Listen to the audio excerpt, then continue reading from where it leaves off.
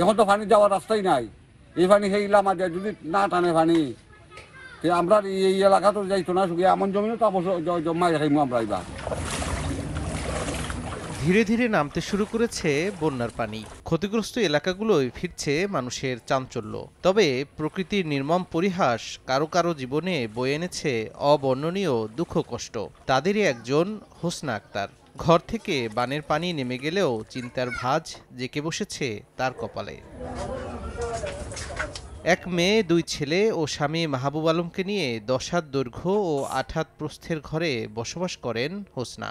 ঘরের চারপাশে থই থই করছে বানের পানি। বর্তমানে কাঁচা ঘরের স্যাঁতস্যাঁতে মাটিতে পরিবার নিয়ে বসবাস তার। শুধু আবাসস্থলের সংকটই নয়, খাদ্য ও রুটিরুজির সংকটও চলছে 1.5 মাস ধরে। বাড়ির পাশের খরচার হাওরে মাছ ধরেন হোসনার স্বামী। এতেই চলে সংসারের চাকা। বন্যায় হাওরে পানি বেশি থাকায় মাছ ধরার কাজটিও আর হচ্ছে না।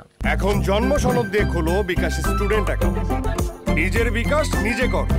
খুব কষ্ট দিন যায় খাওয়া দাওয়ায়, তো বাপর বাচ্চা দিয়া ফাটাইন তিবা দেখাই, খাম কাজ করন তিবা দেখাই, তো পানির লাগিয়া তো বন্যার লাগিয়া কাজ করন যায় না। লইয়া গেলে আরো জাল দড়িলায় পিছাইয়ে, তো একবার করলে একবার করন যায় না। কিস্তি চালাই একটা, বাচ্চারা লেখাপড়া করাই, 2ওলা 6 পড়ে, 1লা 5 পড়ে।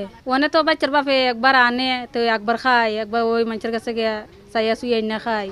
পরপর 2 দফা বন্যার পরও হোসনার ভাগ্যে মেলেনি কোনো সরকারি সহায়তা। সরকারি সাহায্য আমার দেয় না। 2 বছরই কাঠ খাইছে না মানছে, কতলা দ্বারও যাইছি, চেয়ারম্যান মেম্বারের দ্বারও গেছি, চেয়ারম্যান মেম্বারে দিছুন না। হোসনার মতো অন্যান্য এলাকাবাসীও জানালেন নিজেদের দুর্ভোগ ও দুর্দশার কথা। চাল ডাল করতে পারি না, খাইতে পারি না। কিসের গড় বেড়া গুড়া লইয়া গেছে যে দেউয়ে, আর এরপরে ও মনে করো ধান ফান সময় আমরা বাঙ্গাইতে পারি না। খুব ক্ষতিগ্রস্ত আছে আমরা। আশমুল ফালছি, তারও ক্ষতি হয়েছে, গরু বাছুর ফালছি, তারও ক্ষতি হয়েছে। মানে তো বারবার হইতেছে, বারবার নষ্ট হইতেছে।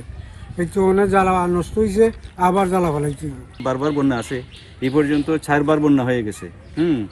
আর এই বন্যার কারণে মানুষ খাম খাজে যাইতে পারে না। প্রথম পর্যায়ে সুনামগঞ্জ জেলায় বন্যা হওয়ার পর সংশ্লিষ্ট উপজেলা নির্বাহী অফিসারগণ সহ সংশ্লিষ্ট কর্মকর্তাগণ ডি ফর্মে ক্ষয়ক্ষতির বিবরণ প্রস্তুত করাকালীন 2য় দফা বন্যা শুরু হয়। এর ফলে ডি ফর্মের আসলে ক্ষয়ক্ষতির বিবরণটি প্রস্তুত করা সম্ভব হয়নি। এখন পরিস্থিতির উন্নতি হচ্ছে, এখন আবারও সংশ্লিষ্ট সকলকে নির্দেশনা প্রদান করা হয়েছে যেন দ্রুততম সময়ে ডি ফরম্যাটে ক্ষয়ক্ষতির বিবরণটি পাঠিয়ে দেয়।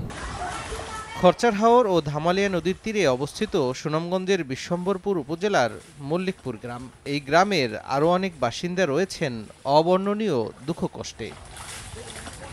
সময় সংবাদ, সুনামগঞ্জ।